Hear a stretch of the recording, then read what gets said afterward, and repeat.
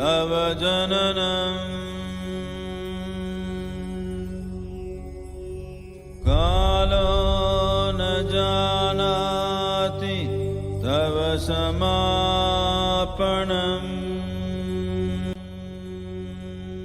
Even without doing any activity, you can still manifest what you want. If you organize these 4 dimensions in one direction and keep it unwavering in that direction for a certain period of time, now he believes Shiva will do it for him and it will happen. So is Shiva going to come and build your house? No, I want you to understand, God will not lift his little finger for you.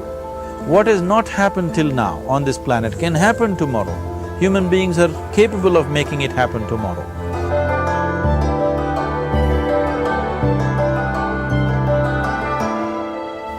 Everything we as human beings have created on this planet was essentially first created in our minds. All that you see, which is human work on this planet, first found expression in the mind, then it got manifested in the outside world. The wonderful things that we have done on this planet and the horrible things that we have done on this planet, both have come from the human mind. So if we are concerned as to what we create in this world, it's extremely important that first of all we learn to create the right things in our mind. How we keep our minds? If we do not have the power to keep our minds the way we want it, what we create in the world is also going to be very accidental and haphazard. So learning to create our minds the way we want is the basis of creating the world the way we want. There is a wonderful story in the yogic lore. On a certain day, a man took a walk. He went for a long walk. Accidentally, unawares, he walked into paradise. Fortunate, isn't he? He just took a walk and he landed up in paradise. After this long walk, he felt little tired. So he thought, oh, I'm tired, I wish I could rest somewhere.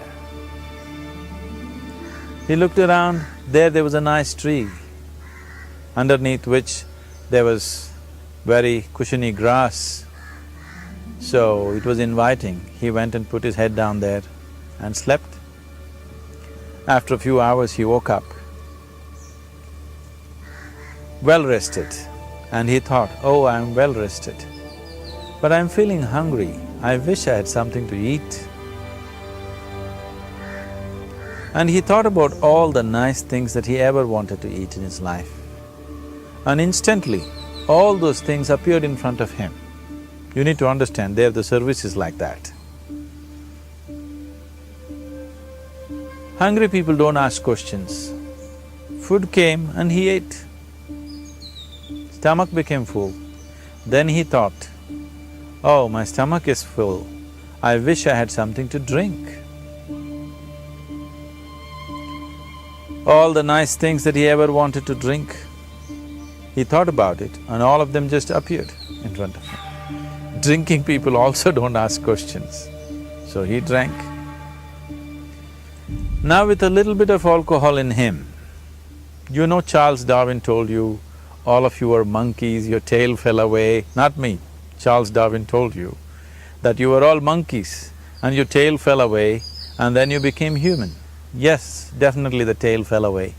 But the monkey, in yoga, we always refer to an unestablished mind as markata, which means a monkey.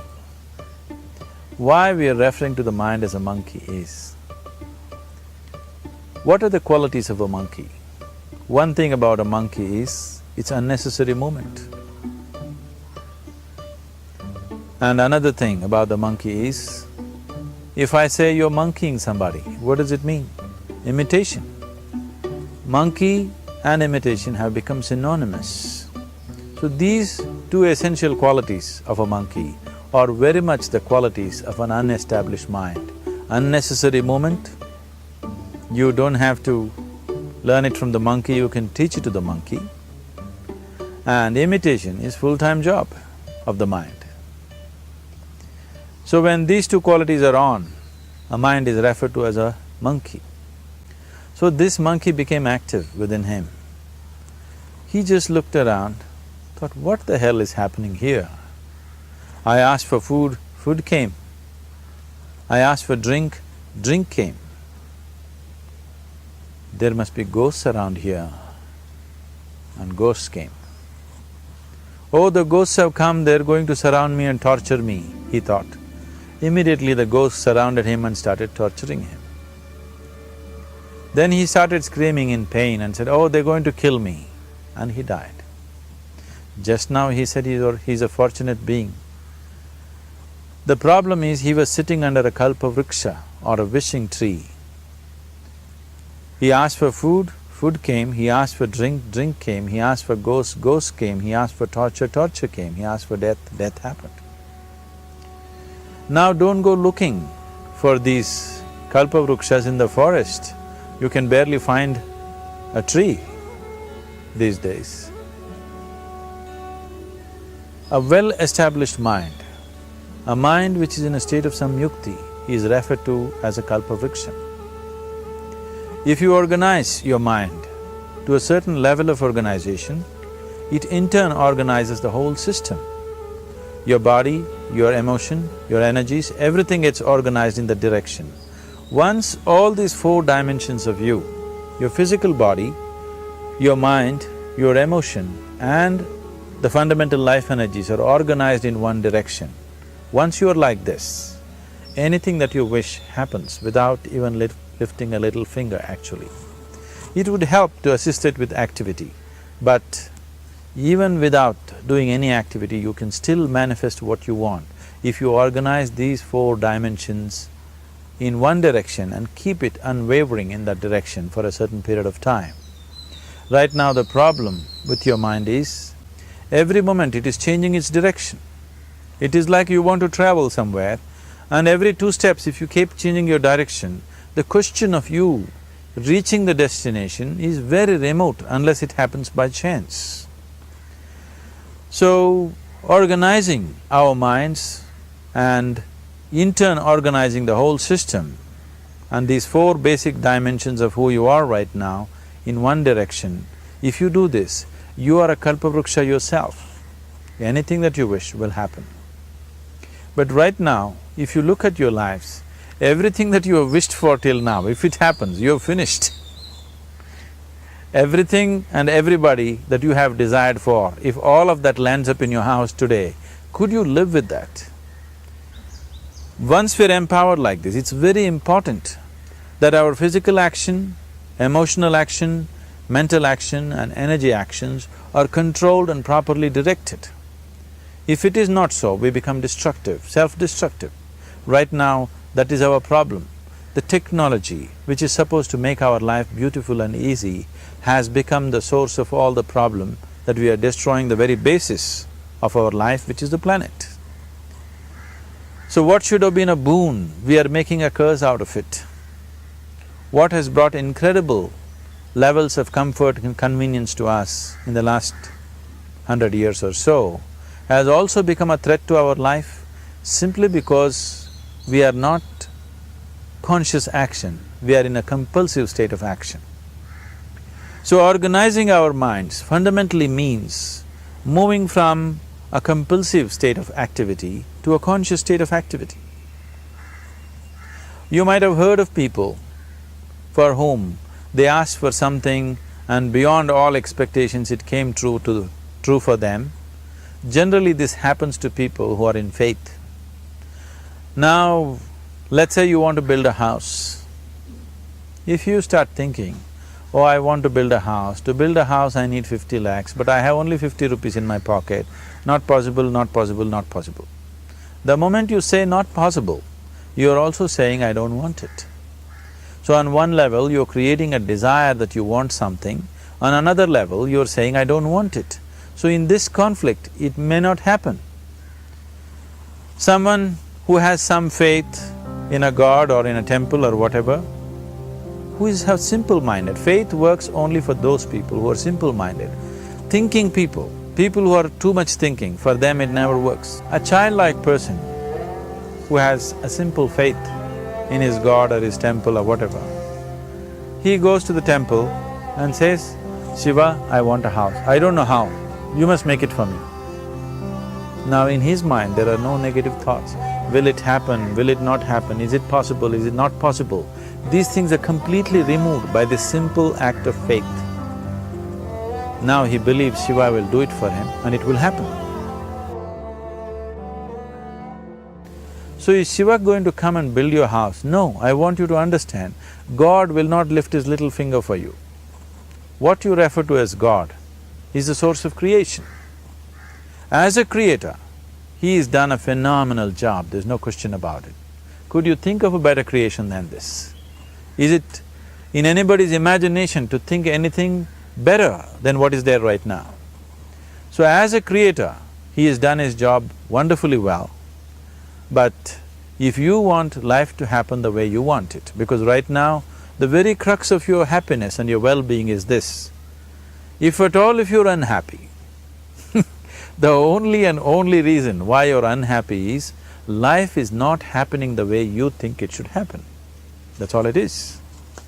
So if life is not happening the way you think it should happen, you're unhappy. If life happens the way you think it should happen, you are happy. It's as simple as that.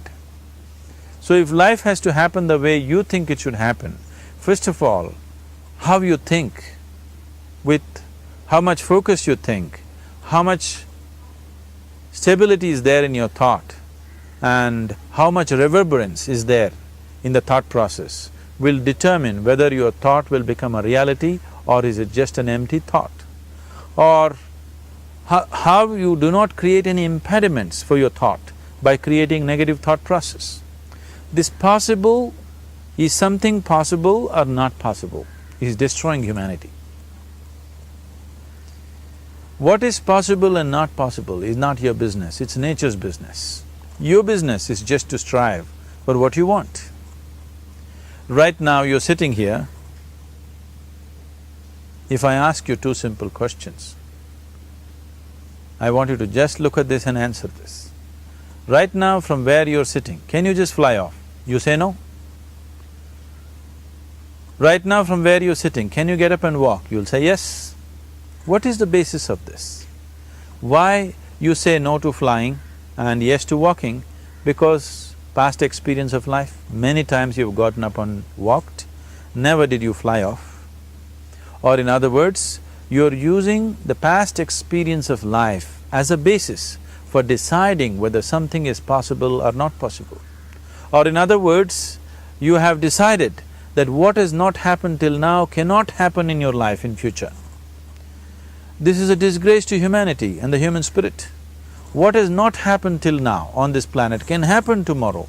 Human beings are capable of making it happen tomorrow. So what is possible and what is not possible is not your business. That is nature's business. Nature will decide that. You just see what is it that you really want and strive for that.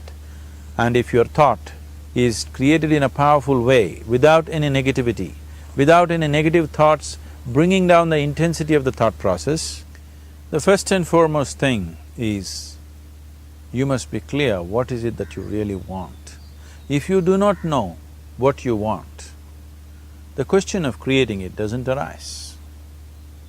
If you look at what you really want, what every human being wants is, he wants to live joyfully, he wants to live peacefully. In terms of its relationships, he wants it to be loving and affectionate. Or in other words, all that any human being is seeking for is pleasantness within himself, pleasantness around him. This pleasantness, if it happens in our body, we call this health and pleasure. If it happens in our mind, we call this peace and joy. If it happens in our emotion, we call this love and compassion. If it happens in our energy, we call this blissfulness and ecstasy. This is all that a human being is looking for. Whether he is going to his office to work, he wants to make money, build a career, build a family, he sits in the bar, sits in the temple, he is still looking for the same thing. Pleasantness within, pleasantness around. If this is what we want to create, I think it's time we addressed it directly and commit ourselves to creating it.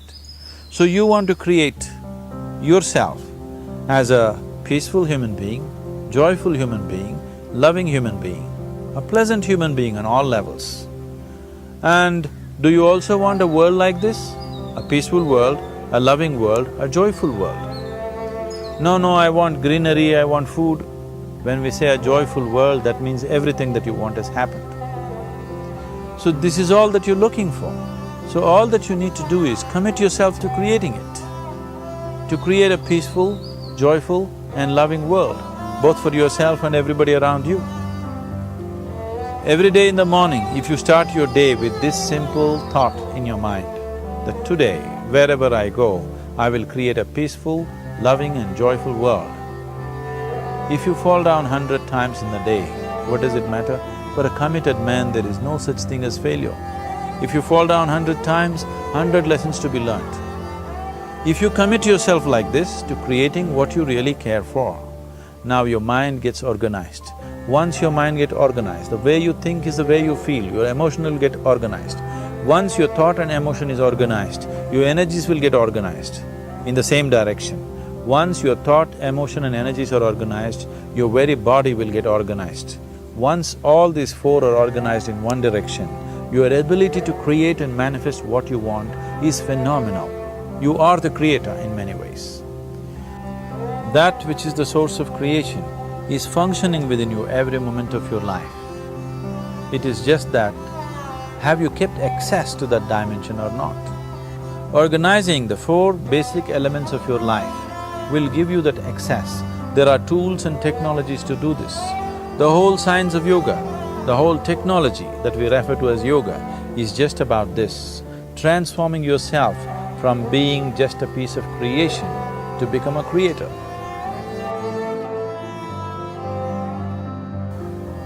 It is my wish and my blessing that every human being in this world should have this access to the source of creation within himself, so that he can function here as a creator, not just as a piece of creation.